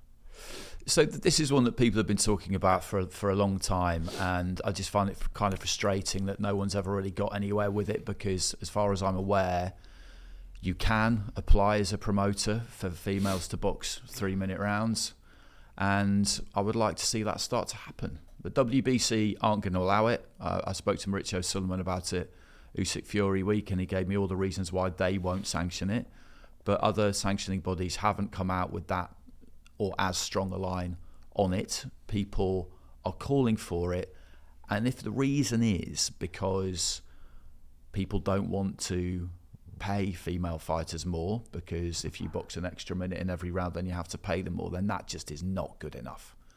I don't know whether that's the case or not. We've been discussing the global scene for the last hour and a half or so, and we haven't really talked about any female fighters, and I'm not saying there's anything wrong with that, because we made our picks and we all gave due consideration to everybody. I know that, but we can't get complacent with the kind of rise of women's boxing. It is good for the sport overall. It's a really good thing. We've got another all-female night coming up on Sky in March, and the last one was a big success. Hopefully this one will be too. But you've got to keep looking at how you can do things to keep things moving, and people are just constantly talking about 3-minute rounds, and I think it's about time that it starts to happen. And it might be that everybody looks at that and just thinks, actually, it's better over 2 minutes. But if you try 3 and then go back to 2 because it's better over 2, then you can't be quibbling about what you pay people, because it's easy to talk about parity in all sorts of areas and equality, and it's easy to say the right things, but if you really believe it, then you have to actions speak louder than words. Do you think I don't want to see 3-minute rounds, by the way, because I feel like we need to see more stoppages and knockouts in women's boxing, and some people, not all that many, but I do see that online sometimes, and I just think that's not a good reason. And like I say, it may be that as a spectacle it's not as good, for whatever reason. Could well be that, and then maybe we'll think, actually, you know what, we tried that, but let's go back to 2-minute rounds. But it's just this never-ending conversation, and I think we need to do it to see what it's like, and we need to do it because it may then mean that the money on offer for female fighters improves because I do think that's something that people use as a reason why you can't pay them as much. And if we try it and then decide, actually, this is the entertainment business and female fights are more entertaining over the 2-minute rounds, we've compared the two and we've drawn a conclusion, then fine. But having tried it and then voluntarily going back to 2 minutes, that should mean that you can't just then take the money back down. Something like that would have to be done case by case, though, wouldn't it? Like realistically. Yeah. It's a hard one, isn't it? Well, we've seen it like in recent years with kind of when fights have been discussed. It's sort of like almost used as something of like a bargaining or negotiation tool. So okay, we'll do it, but it has to be 3-minute rounds. And it's like, well, no, we're not going to do it because we do this. And like Katie Taylor's the obvious kind of name that's. She couldn't box 3-minute rounds now. So the whole she could, but I mean she would be as effective. The whole style is the 2 minutes, isn't it? It's catered to that. I think women should. I know men. Though, by the way, men don't get a choice to decide. Like I would rather 2 minutes. I wouldn't. I wouldn't actually. But 1 minute round. Maybe some fighters would. But I mean, and where does it end? Isn't it? I mean, but like if they box 3 minutes as amateurs, exactly, they should box 3 minutes as pros. Exactly. I know it's a long distance, or it should at least be tried. Unless there's a medical reason why you shouldn't. Yeah. And if there's not, then why not? According to the WBC, there is. That's the basis of their argument. But that's exactly right, because if it was the case that they were boxing 2s in the amateurs, then it would be a harder case to make. But they don't. They box 3s in the amateurs, just like the men. And this is going to sound a bit sexist, possibly. I don't feel this way, but because Natasha Jonas brought it up a year or so ago in Sky, we were, and she said, if it's 3 minutes, more people will be getting stopped and knocked out. I'm not sure if the public are ready for seeing women getting knocked out on a semi-regular basis. I'm paraphrasing it. No, but I think she's right. I think there is something in that. But my worry is the other way. The fights, because I think the power factor is not really there with most women. That's not a criticism. I just have something. I mean, I can't punch, can I? So I'm not having a go at anybody about power. But I mean, then all the fights go the distance over a longer period, and they become less exciting to watch. And it diminishes. So you're doing more minutes, you're doing more work for less money because no one wants to watch you. I don't think there is. If you're getting paid lower money, so if a 6-rounder for a woman, a 6-round for a bloke, who sell no tickets and no one cares. If the standing rate for men is more than women, that's a problem. That's wrong. But once you get up to a certain level, there is no pay scale. There's no pay scale. Why don't I get the same as Lennox Lewis then? I'm boxing for a world title. It's because no one wants to watch me. I want to watch him. And it's the same with certain women and certain men in weight classes. You could be. Why did everyone get when you box Canelo? It's a Canelo night. Everyone's there to watch Canelo, but you're still in there. And if it wasn't for you, they wouldn't be watching Canelo. So why aren't you getting half what Canelo's getting? Because he's the mark of the. Well, I'm telling no. Obviously, it's you're absolutely it's common right. sense, but I mean, you're absolutely sometimes right. women screaming for more money, for equal pay. Yeah. There's no such thing as equal pay in boxing. And I'm not. Yeah, no, you're absolutely right. And it is a business, and there's all sorts of things involved. And I'm not saying that it's it'd be really easy for anyone to kind of just for the likes say, throw out some unrealistic, idealistic scenario, but. I do think it's been used as a reason to not pay them more, not to not pay them the same, but just to not pay them more. If that's the reason, that's I've heard that from a few managers that a lot of promoters don't want to offer 3-minute rounds because they would have to pay them more. Let the women decide. I would say that you'd have a consensus there, so some people are not going to be happy. But if all the women boxers in the world want to do 3 minutes, and there's no medical reason why they can't, then let them do it. I mean, and then fair enough. They're the ones who have to get in there and fight, not us. No, don't affect no bloke. And then the sport is even then, already on the track. I mean, talking about women's boxing and men, we can distinguish now because they do lesser rounds and lesser minutes in the round. So we sort of say, no, women boxer of the year, men's boxer of the year. Well, why? Boxing should be boxing. And I think the quality's gone up. It's still not quite there around the bob. It's gone up. So we should be talking about what's the fight of the year. But we have women's fight of the year. Things like that. Yeah, I mean, it is the entertainment business, and that's what sport is, and it is about the spectacle. And it may well be that you try it, and actually there's a handful of fighters it works for, but in general it doesn't really work because it's just not as entertaining. And so you make the decision. You say, okay, well, we had a look at it, but I think it does. I think it's something that it's just a never-ending conversation, isn't it? I think it does need to be looked at, especially with me in the room. Fucking hell. But I would say one thing: if you tried it didn't work, and you went back down, they're in a worse situation than they were before. They go, so we tried all this and it didn't work now, so now this is what you're going to get this now to pay for what we had to pay for before. I mean, what promoters are like in this sport. It's an evil sport, isn't it? Not every promoter, of course. All the ones I work with and worked for and boxed for were fantastic. Do we think that the surge and the rise of Saudi boxing has stifled the progress of women's boxing at all? There's only been one. Yeah, I think fight. it has. I think so far it has. Yeah, because there's only been one fight. Yeah, that's something that needs addressing. Does it though? I mean, I'm not saying you have to. I'm not saying it has to be some kind of rule or anything like that. But there are some. Look at Michaela Mayer, Sandy Ryan, for example. I mean, what we're hearing is that's going to be a top-ranked show, I think, in like March time.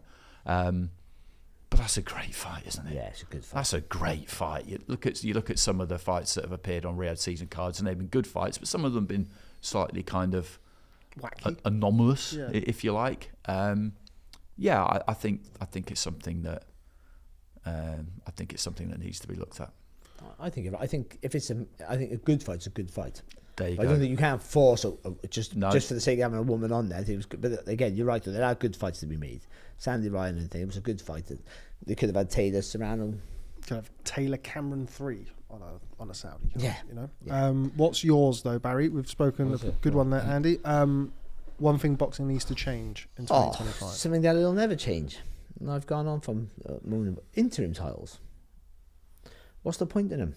I mean, there used to be a reason why if the champion couldn't fight through illness or circumstance, but they didn't want to strip him because he didn't deserve to be stripped, or he or she, whatever, then you'd fight for the interim title just to keep it for TV. And I understood the reason why, and then you would get elevated.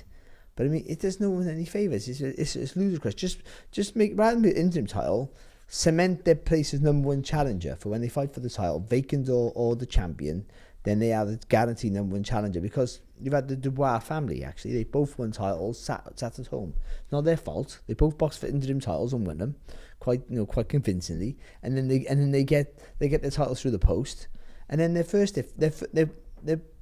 first world title fight, genuine world title fight, is their first defence. Yeah. I mean, it's all over the sport. She hasn't won a world title yet, Callum Dubois. No. It's not her fault. She's well good enough. She's brilliant, actually, and frighteningly good. But like, put her on a Saudi card, by the way, if you want to put anyone on a Saudi card. But I mean, like, she hasn't won a world title.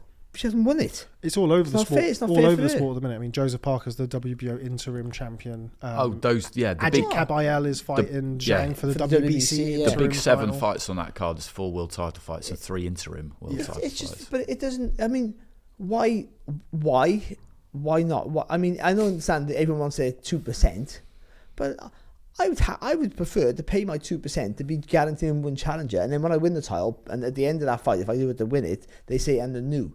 And people don't understand what that means to every fighter. And when people say and the new, except when it's a vacant title, because you're not quite sure it's you anyway. But I mean, hearing that and your name is one of the crowning moments of your life. And it is. It's unbelievable. So like, though hearing it and then it be someone else is not so nice. But I mean, so Callum Dubois, Daniel Dubois will never hear that in their life, I don't think, unless they move up in weights, of course. They might. But That's Dubois unifies. Yeah, Dubois. D66. And also, I mean, it's I know what you're saying. Yeah, but I mean, but some fighters never get the opportunity, so you might get that, and it's not, and also it doesn't help for the fans.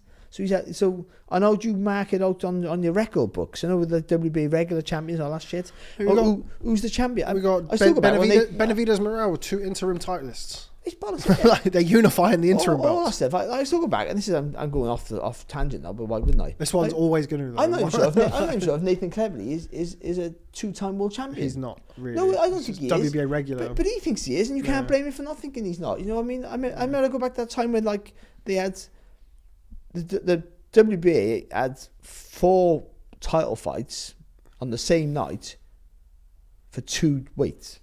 So they had Jürgen Bremer defending his light heavyweight title in Germany. On the same night then, in Texas, it was another Eastern European fighter defending the same title, WBA light heavyweight title, against someone else. And then at welterweight, you had Broner versus somebody. And then I think Thurman it was Thurman versus somebody. on the same night in the same ring. Yeah, that's when they have the title. The supers, regulars, interim. I mean, remember the franchise title? Remember that? Remember the WBC when they had the franchise belt? Remember the WBO tried to bring the global one? Yeah. Dubois won that, I think, global. You get these mad situations where, like the one we had with Lomachenko, where all of a sudden Haney was WBC Haney beat lightweight Zhao champion. Abdullayev to become interim champion. And so Lopez beats Lomachenko, and in history books he's not undisputed, but of course he was. Yeah. It's just... Well, that was it. I remember and he got criticism. It's not his fault. Email boxing champion. get the blame, don't he? You're not a fucking email champion. I mean, it's not my fault. I want to fight for it, and I would fight for it, and I should, and I think I'd win, and I want to. And that's what you want as a boxer. You obviously want all the money and all the crap, and you got to style it out and back it up. But it's not fair for none of them. It's not fair, and also it doesn't help. That doesn't help the sport look good. Who's a champion? Well, it depends, because if he's ill right now or she's ill, so if they get over the flu, then they're still the champion. Then they have to box our interim champion. So do you walk? If you're interim champion, box the regular champion. Does the interim champion take their belt in the ring? Who walks first? Who walks first? Well, the funny thing for the WBO have just said about Joseph Parker, that he's the WBO interim champion until the bell rings. So he'll walk to the ring, he'll be introduced as the WBO interim champion. As soon as the bell goes, he gets stripped to the belt. Just fucking strip him now, man. What are you doing? About that, will he? You know what I mean? Like, no. But that should be the mentality for any title fight. As soon as the bell goes, the title's vacant, essentially. Yeah, sure. I can't stand all this rip the belt from the even champion. but even if he wins, he doesn't retain. Yeah, I know. It's a different case. But again, the whole thing that it's frustratingly horrible, because even people in the sport then don't understand who's who. Okay, mine. One thing boxing needs to change in 2025, kind of touched on it a little bit earlier, is the blatant disregard for failed drugs tests in boxing. Yeah. I mean, just when you thought that, the Eubank, I mean, it's obviously very topical being announced today.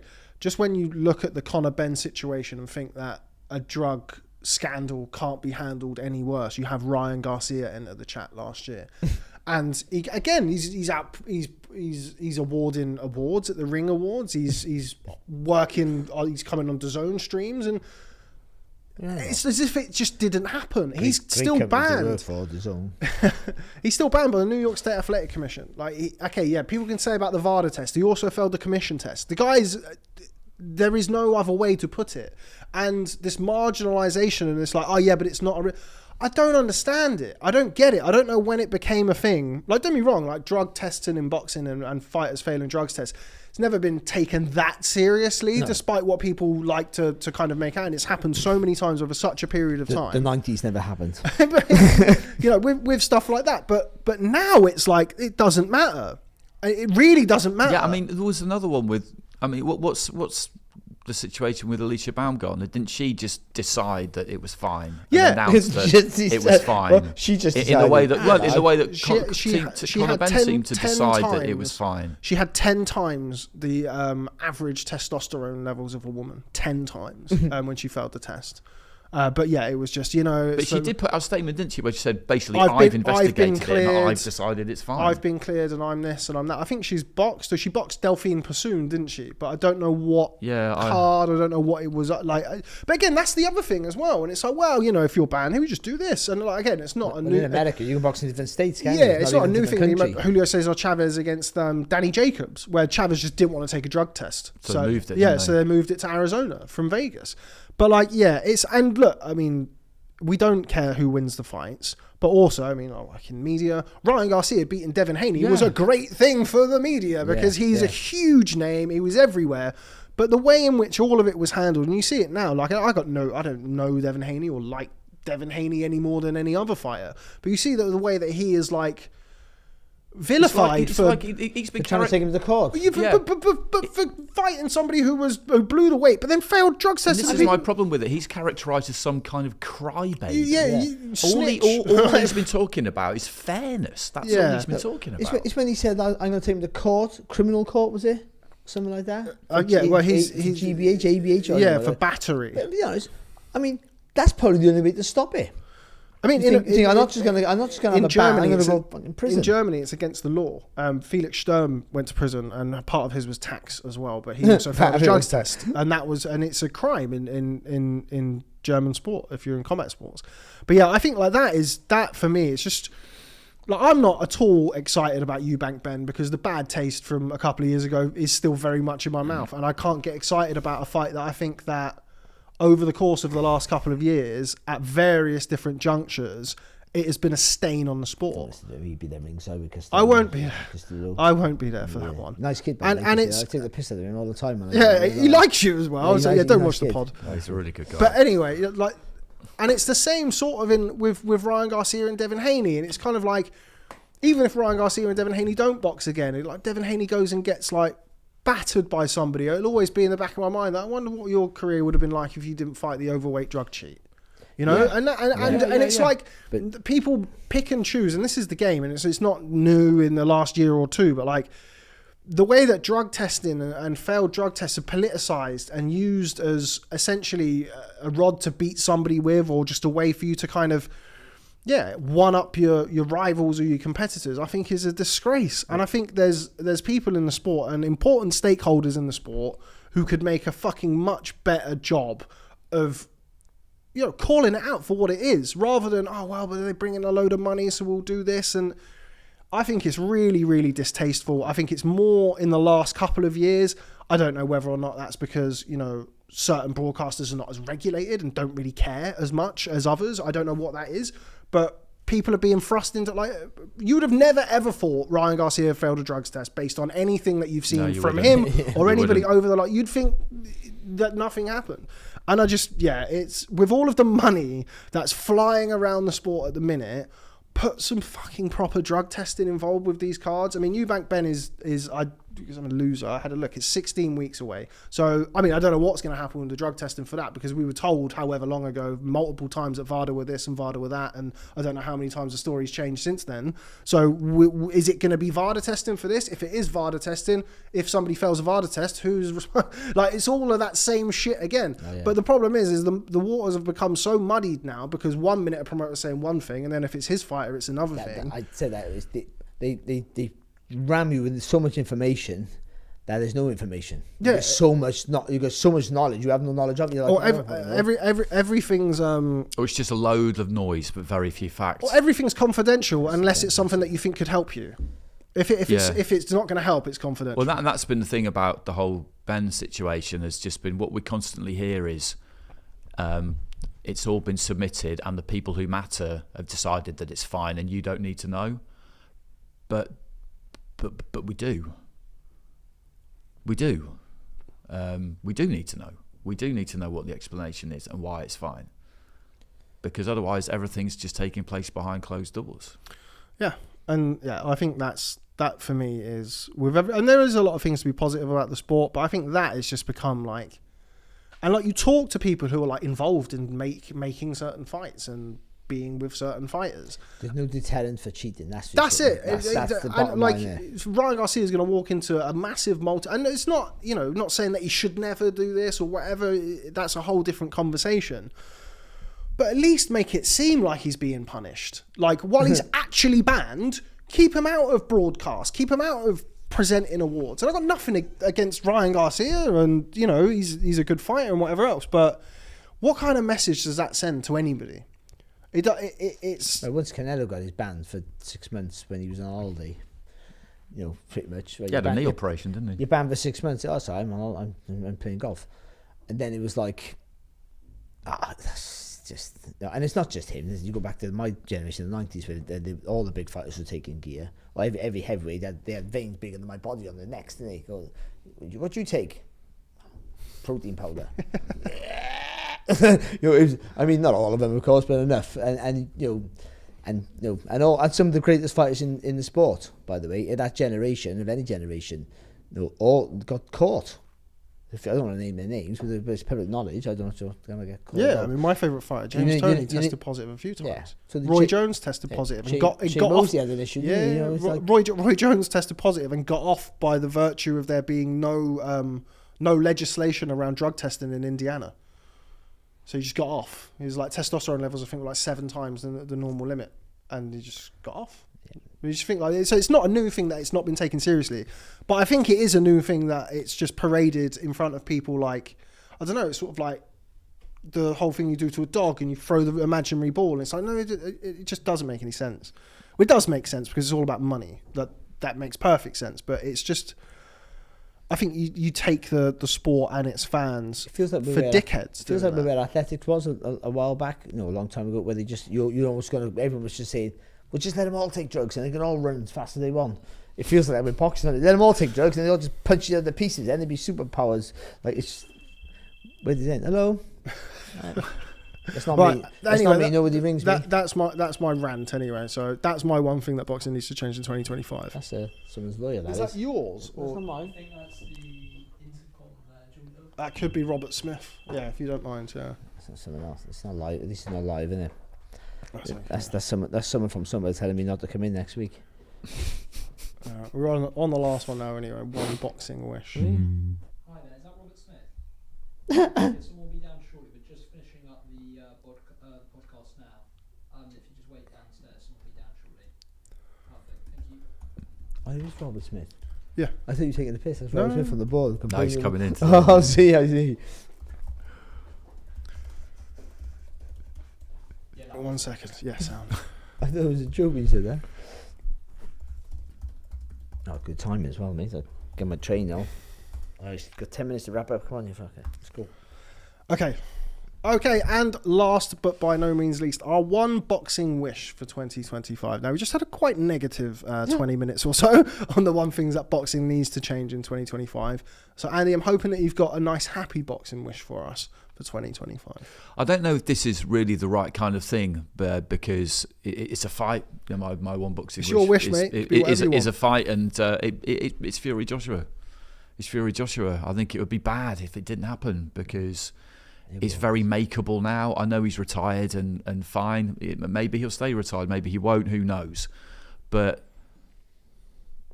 let's just have it. Let's just have it.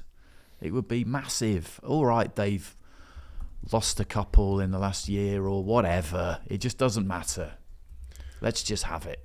Yeah, and it would be huge, no matter what has kind of transpired over the last year or so with even Dubois knocking out AJ and Fury losing. It would still be massive. It's the sort of event that could still, because something that's happened something that's happened over the last year or so since the Riyadh season started, and it's just an absolute fact that Riyadh season has been really good for the sport, and there have been naysayers and their voices are getting quieter, I think, around the sport anyway, but it's just an absolute fact that it's been a good thing for the sport, because all of these fights that people would look at boxing and laugh at us for because they weren't happening, they're all happening. And that's just another one, isn't it? And the only thing that can really stop it is if Tyson Fury does stay retired. Because if he doesn't and he's tempted back, then it'll be for that. And I do think over the last year, boxing has got back into the wider sporting conversation in a way that it hasn't been for a while. And my barometer for that is always the same. It's always how often do people around a fight night I'm working on, or not even working on, but people think I might be, how often do people who I know pay attention to big stuff, but not really anything else in boxing, how often are they messaging me? And this year it's been more than I can remember since AJ's Stadium tour, because we're seeing the big fights, and we need to get that one over the line. Just two people. We need to get that one over the line. Barry, one boxing wish for 2025. I don't have one. I'm more of what we had last year. I think last year was a fantastic year. Brilliant, unbelievable. I mean, you when you're in it and involved in it, you don't really take note of it. But I took stock at the Ring Awards, and I thought, I mean, all these fights, there's so over there, and I'm always one of the guys who I don't go up and I don't get, I never do get giddy over seeing anybody, because I'm a miserable little bastard. But I mean, but all of a sudden I just went, and you see Darren Barker, Darren Barker's jumping like a lunatic. I gotta get Kennell's photograph, and I'm going, fucking calm down, mate. He loves it, he's so enthusiastic, and I thought, you know what? Look at it. Look at all these fighters here now. I've never been in a room with so many quality fighters at one time. I've been in a room with loads of quality fighters. Actually, all these fighters I've been around, but never all together. It's just amazing. And for them, you can see how giddy they all were, because they don't see each other. The great fighters don't put me the great fighters on a regular basis. It's just mad. They're fans of each other. And I thought, then it makes you think about what the year's been like and where we've been and how many fights we've seen. I mean, regular. I mean, the top 6 heavyweights after February, the top 6 heavyweights, maybe if I got that right, have all boxed each other within 6 months. I mean, the top 4, arguably, or 4 of the top 6 have boxed each other within 3 months. It's madness. In that division where the money, usually is the stumbling block, they've all just boxed each other, like willy-nilly, as you will. I mean, we're going to see a unified, light heavyweight title, like within 5 months of each other. Like, and if they were ready, they probably would have been 4 months. It's just we waited 5, 6, 7 years for that fight, and then we see it was never Bivol running it was it back never going to happen, and they would if it would have happened, they would have got $200,000 each, more than that. I mean, it would have been like low money compared to what they're getting now. It would have been on Fight TV. It was on Friday night. It might have been, wouldn't it? And it's just like, look what we've seen now. Like unification is it's like a fun thing now, isn't it? I mean, I said the other day, and like fantasy has become reality. Last year, fantasy became reality. It's just more of that. I don't want to be too greedy. That's enough. Just give us what you had last year. That's being greedy as well, I think. I think 2024 was one of the best years in boxing's ever had. Yeah, absolutely. And 2025 starting off on a strong basis to rival that. It's a very wholesome answer. I think more of the same. I think so. I'm grateful for everything, and I just want more of the same. I couldn't be bothered to think of anything at the time. I'm quite a pessimistic person by nature, by trade. I was going to say by nature. But that's great because how often do we? When was the last time we were able to give an answer like that? Where can we just have what we've just had? Yeah, because we've always got something to complain about. You haven't had mine. But it's in a good place. It is in a good place. So my boxing wish to bring the vibe down for 2025 is an improved UK schedule. Like, I think all of these shows are fantastic that we're seeing in Riyadh season, but I think the UK product has really suffered over the last year. I have to say, don't get me wrong, I don't think it's been I don't think last year was a terrible year from a domestic perspective. But invariably, when you've got big riches on offer for fights abroad and going to fight in Saudi, what's this? Just said, what a prick. Cheers, mate. Then I do feel like we do need to see a stronger offering over here in the UK. I mean, one thing that has happened is that a lot of it's been UK centric, hasn't it? So that a lot of the undercard has been UK stuff. Yeah, but it's not in the UK. And I do feel like... but that's why. That's the reason, isn't it? That's the reason. I mean, for example, like a Johnny Fisher fight. Like, that's there. He should be fighting in the O2. I completely agree with that. But that's one of the reasons why the UK shows haven't been as good, is because quite a lot of fights have gone over that you wouldn't necessarily expect. And lots of people are holding out for that as well. Like, this might affect me, though. Fucking slow down a bit. So if it's more US based, then don't start using more US talent. Here's a question. What was the best UK card last year? I mean, the one that always sticks out for me. The one that I Joshua Dubois. But obviously, that's a Riyadh season card. Wardley Clarke was the one I enjoyed. Oh, yeah, the best fight most of the year that was. I gotta say, that never won best fight of the year at the Ring Magazine Awards last week. I haven't got a clue how we didn't win that. Like, I just went, what? Coleman Ford won it, didn't it? That was a really, really dramatic finish, but I don't know whether bottom of the list. Good fight up to that point. But bottom of the nominees, I would have had that as the last one.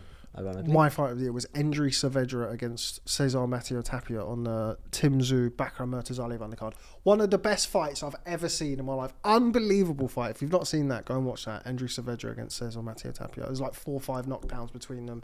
Like an unbelievable fight. I've been in a fight where there was 7 knockdowns between us. I was 6 men with me. But that's what I'd like to. My answer to that, I didn't have an answer. I was just kind of throwing out. I think the first Magnificent Seven was very, very good last year. Some of the Warren cards. But I do feel like just want to get, because I don't get out to as many shows as I used to, but the way something like that. But the ones that I have been getting out to, they're not packed to the rafters more often than not. And I do feel like we just don't No, you've always got to look after your own backyard Yeah. first and foremost. And I don't would you? like to see that. Just an Marlon improved. Price was a good night, though, wasn't it? In Yeah, Cardiff. it was It actually. was really good, wasn't it? Yeah, I it was was. worried they weren't going to sell because they haven't really promoted it back home, have they? But like she did really well. But a nice trickle down effect from those big Riyadh Yeah, season that's- events. I Yeah, think, that's exactly right. That you do really need that. It's been good promoters in invest that regard, fucking seeing millions. kind of like Queensberry fire Box Nation back up. I mean, they were always planning to do that anyway, I think, but that is a result of, or at least the investment in those shows is, I'm sure it must be funded to some extent by the money that's coming in at the top end. And they got Box Academy, and you can see stuff that's happening as a result of what's going on right at the top, I think. Anyway. Best thing about that Box Nation, right, was me. No, I'm joking. Was that, He's not. The best thing of that Box Nation, Steve Lillis was back on the weekend. Yeah, I saw. Steve Yeah. Lillis, brilliant pundit, but Steve Lillis. I hope they use him again. Use him again. Where are you? Use him more He often. did quite a lot of matchmaking now, Steve. I think, Yeah, didn't he was in Saudi. Yeah, he was. Yeah, that's for, right. For the undercard. Oh, that's right. Yeah, he did those, didn't he? Yeah. Who's he matching for? Quite a few people, I think. Steve Lillis is one of the best blokes you ever meet in your life. Proper straight down the line, no nonsense with Lillis. But good pundit and Box Nation. Get Lillis on, I'll be watching regular. There we go. There you have it. That's Barry's one wish for 2025. More Steve Lillis. Lillis. Why not? It's not a bad More wish, of the that. same, but more Steve Lillis. More of the same. Yeah, this is. I thought of it when I was thinking of Steve Lillis in bed. That's a good time to wrap it up, I think. There we go. Barry Jones, Steve Lillis pillow talk. Yeah. Wouldn't be the first time, Stevie. There we go. Get very close when you're working for such a long period of time. But there we go. There you have it. It is our 2025 predictions. Hopefully, we have a little bit more success this year than we did with last year's predictions. But I think it's fair to say we're all predicting and expecting. But it's good if your predictions are off beam, isn't it? Because you shouldn't be able to predict. Yeah. I mean, boxing is the Yeah, sport you shouldn't for be that, able isn't to. it? That's Don't not start what sport backtracking. is. Oh, you shithouse. Just be strong. Nah, but that's not what We're sport going to get it is. wrong. Just accept it. Let's That's just not move what on. sport is. You know, it should be unpredictable. It was. You drop Eubanks like a hot potato. You did. It's always interesting. It's always interesting going back, like when I went over it just to see what people's answers were. It is always interesting. So you picked Filip Hrgović, which was right, but your reason for picking Filip Hrgović was that he was going to box Anthony Joshua for the IBF title. And you just think like, okay, well you got there, but not quite in. Like that. And it's just boxing, isn't it? Yeah, it's brilliant how like, those things. I always like looking at. They come up on socials every now and again. I always like looking at, you know, people predicting 5 years into the future. You know, what will the England football team be? And it's always wildly off the mark. Yeah. And that's because just stuff happens that you can never have imagined. Yeah. I mean, look at the year we just had. You go back in boxing like any amount of time and just think, okay, let's just take a year. If you'd had to predict to that point what would have been happening 3 years down the track, could you have done it? And the answer is no, never. And you know it's a good year when most of the fights and most of the big fights, it's so hard to pick a winner. That's what you need. Yeah. That's what makes the sport grow. You can definitely, even if you get it right, just it's half a guess. The fights are so competitive, especially at the highest level now. Like Fury and Usyk could have gone either way the first one. If Usyk won, I know, but I mean, a little switch in one of those rounds. Bivol, no, I thought Bivol won, but I didn't argue that better BF won because it was that sort of fight. And you keep going down that list, and it's the same. Even things like fight to see in 2025. When we did this 12 months ago, I think a lot of the suggestions that we had were a little bit kind of pie in the sky, whereas now there's not really any fight that you could say, there's no way that will happen. No, you can never say that. Like I said earlier, fantasy's reality. No, everything goes. It certainly is. Everything goes. There we go, including us. So we're going to shoot now. But thank you very much for listening to us for the last hour and 45-ish. Let us know in the comments who your predictions will be for this year. But yes, thanks very much for joining us on the first boxing show of 2025 from me, Rob Tebbutt, from Mr. Barry Jones and Mr. Andy Clarke. Thank you very much for stopping by, and we'll see you next time.